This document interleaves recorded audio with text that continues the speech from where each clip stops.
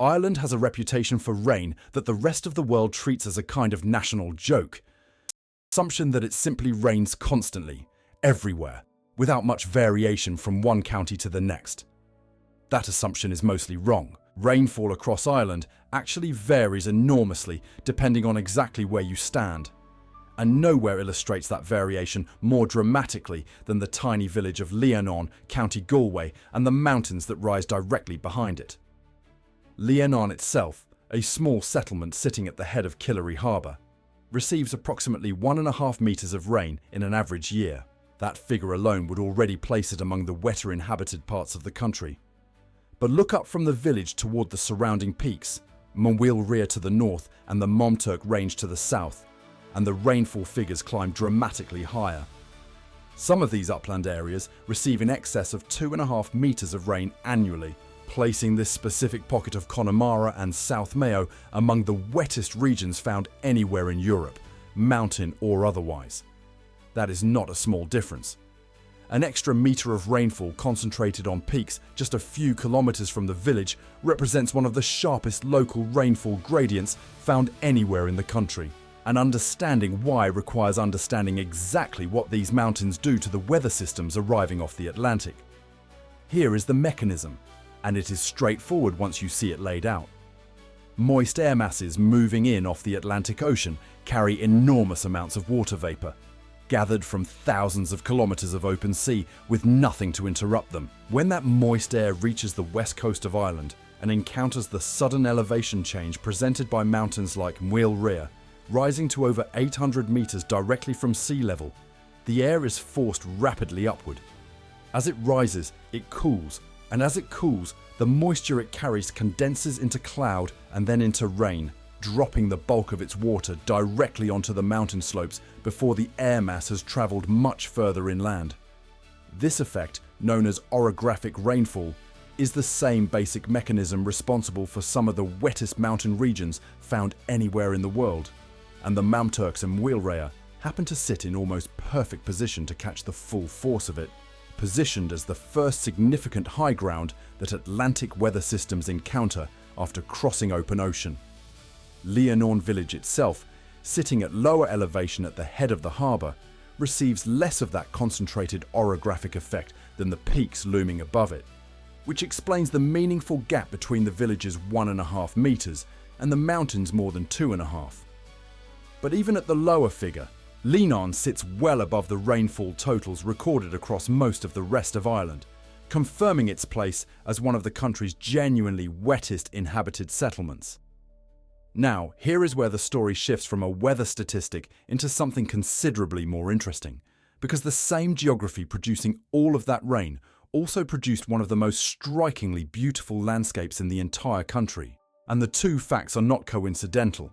They are directly connected. Killary Harbour, stretching roughly 16 kilometers inland from the open Atlantic between County Galway and County Mayo, is frequently described in tourism material as Ireland's only fjord. That description, it turns out, is more precise and more scientifically grounded than most tourism marketing tends to be.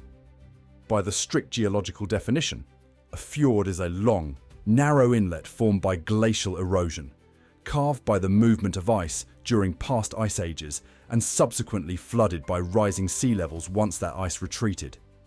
Killary Harbour meets that definition specifically.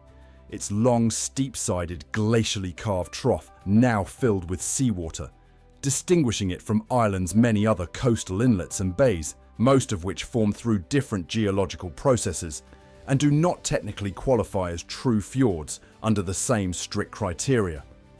That glacial history is inseparable from the mountains surrounding it.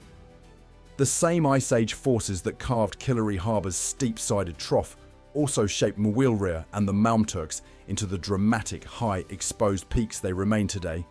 And those same peaks, once the ice retreated, became the rainfall traps intercepting Atlantic moisture that keep this specific region so consistently wet. The beauty and the rain are, geologically speaking, two expressions of the exact same underlying landscape history, rather than separate, unrelated facts happening to coincide in the same location. Here is the part worth sitting with directly, because it connects the weather data back to something more meaningful than pure geological trivia. The extreme difficult rainfall that makes Leenaun and its surrounding mountains genuinely challenging places to live and farm is also, quite plausibly, part of what has kept this specific landscape as undeveloped and as visually dramatic as it remains today. Land this wet, this steep, and this difficult to farm productively was never attractive to the kind of large-scale agricultural development or dense settlement that reshaped gentler, drier parts of the Irish countryside over the centuries. Sheep farming survives here, as it has for generations, precisely because sheep tolerate this terrain and this climate in ways that other forms of land use simply cannot. But the population density around Killary Harbour has always remained low, and the mountainsides above it have largely escaped the kind of forestry plantation, quarrying, or agricultural clearance that has altered the appearance of other, more accessible upland areas across the country. Local residents and hill walkers familiar with the area describe a specific, almost theatrical quality to the weather here.